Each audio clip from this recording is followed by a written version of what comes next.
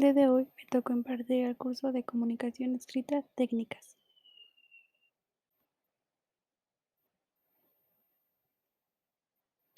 ¿Cuáles son los aprendizajes esperados? Esperamos que el alumno desarrolle las competencias habilitantes de la escritura y comprensión y análisis al reconocer y ejercer las cuatro habilidades de la lengua, que son escuchar, leer, hablar y escribir con el fin de aplicarlas en diversas situaciones, sean académicas y cotidianas. ¿Qué es la comunicación escrita? La comunicación escrita es aquella que se establece a través de las palabras o de cualquier otro código escrito. El emisor y el receptor deben compartir el conocimiento de ese código en cuestión para que la comunicación sea efectiva. Cuando hablamos de comunicación escrita, es importante conocer las diversas técnicas de redacción. Gracias a estas podemos leer e interpretar un texto con mayor facilidad y redactar la información de forma que sea entendible. Las nuevas tecnologías no solo han cambiado la forma en que nos comunicamos y escribimos mensajes, sino también la calidad y el estilo de los textos informativos y didácticos, entre otros. No está de más conocer las diversas técnicas de redacción que nos ayudarán a escribir y comunicar correctamente. Nuestro objetivo es aprender a comunicar de forma escrita de manera eficaz, así como la elaboración y aplicación de las distintas técnicas. Nuestro perfil de ingreso es que en este curso está dirigido a personas interesadas en elaborar escritos y redacciones de manera más profesional, cuidando así la gramática y ortografía y su correcta elaboración dependiendo de los contenidos y sus especificaciones. Las fases de la redacción. Planificar. En esta fase se debe trazar un plan de trabajo, el cual nos permite calcular, organizar y distribuir el tiempo que se dispone para la producción del texto. Además, nos permite definir las características que tendrá el escrito, las cuales son el destinatario, lectores primarios, secundarios y terciarios, la finalidad del texto, el género textual, el papel de quien escribe, el objeto tratado, la extensión del escrito, los criterios de evaluación. Producción de ideas. En esta fase se reúnen las ideas para el texto. También sería conveniente recolectar ideas o compararlas con otras personas. Se usa una lista de ideales, la cual consiste en dar un lugar u orden diferente a cada una. El orden es casual y espontáneo. El modelo de escarabajo consiste en crear un mapa mental en el tema abordado para así obtener subtemas de modo jerárquico en el desarrollo del texto. El flujo de la escritura se pretende mediante el uso de herramientas, agilizar la escritura del texto sin pensar en los errores, organizando u ordenando lo que no tenga lugar. Además, se plantea una pregunta de la introducción y las conclusiones. Producción del texto. Ya se plasmará la argumentación, la sintaxis y el estilo que poseerá el texto. Además de la citación de los autores, esto implica una revisión de fuentes, bibliotecas y bases de datos. Se redacta el texto por medio de párrafos. Corregir.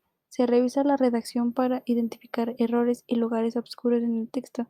Se corrige tantas veces sea necesaria para conseguir la claridad del texto. Antes de publicar o dar a conocer el texto a la sociedad, otra persona lo hará con el fin de generar más opiniones de ello, permitiendo realizar las últimas correcciones para su publicación. Técnicas de redacción básicas y su elaboración.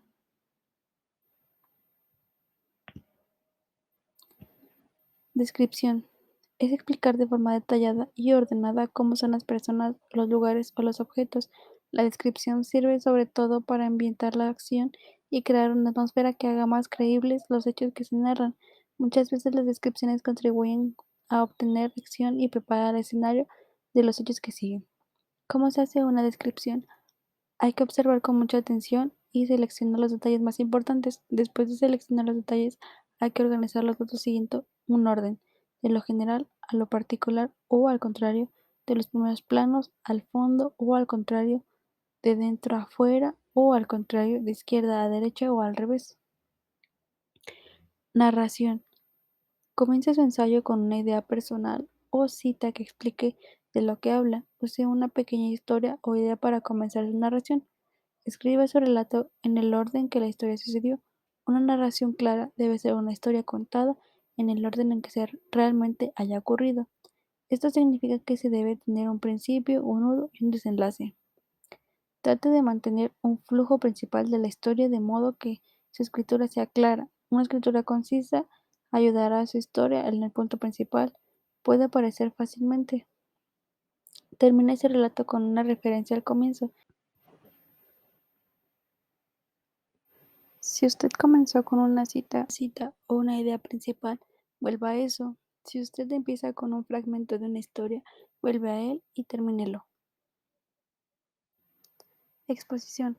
Una exposición es la acción y efecto de exponer algo para que sea visto, oído y apreciado por otras personas.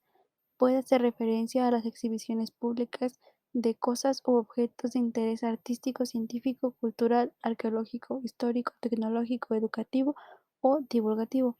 Por lo general, estas exposiciones se hacen con la finalidad cultural o comercial, principalmente para dar a conocer ciertas cosas a la gente. Argumentación.